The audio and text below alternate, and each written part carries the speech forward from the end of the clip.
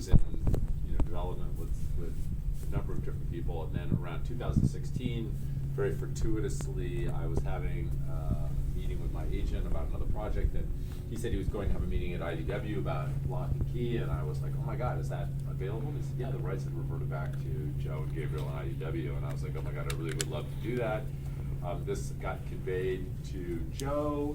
Joe was apparently a fan of some of the things that I had done. Next thing I know, Joe and I were on the phone together, and we started collaborating on a pilot that we just developed on spec, and that was really exciting. And then we did that, and Joe wrote that pilot, and then we took it around and we shopped it, and we sold that to. There's some media company involved before, but I don't remember which one. Yeah. It was, but then.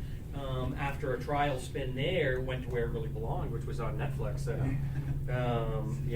then 2018, after a lot of development and a long and winding road, it ended up at Netflix, and that's when Meredith joined, which was a great moment in time, and then we sort of recalibrated the show based on all the things that we had learned from the prior iterations.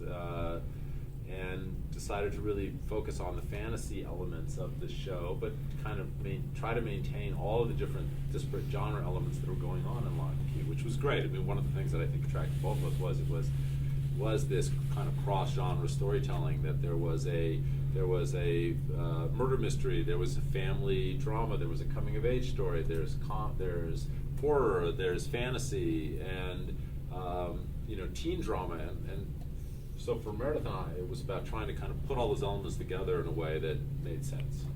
Yeah, Meredith, I think something you said that's interesting is that similarly to Hill House, this is a story with fantastical elements, but at the core it's a family drama. Yeah. Is that something that really drew you to this IP? Yeah, absolutely. I mean, I was contacted about this opportunity almost 2 years ago, and I hadn't read the comic before, and to be honest, I hadn't read many comics prior to that at all. I wasn't familiar with the medium. But when I read Locke and Key, I was just so not just visually compelling, but emotionally compelling, and I didn't know comics could do that. And just really fell in love with this family, and did see the similarities between that and Hill House, that it was dealing with a family that it was dealing with a traumatic event, but that we could tell it in a much different way, leaning more into the fantasy of it, making it a coming-of-age story of these kids, and sat down with Carlton and found that, as he said, like we just had a very similar shared vision for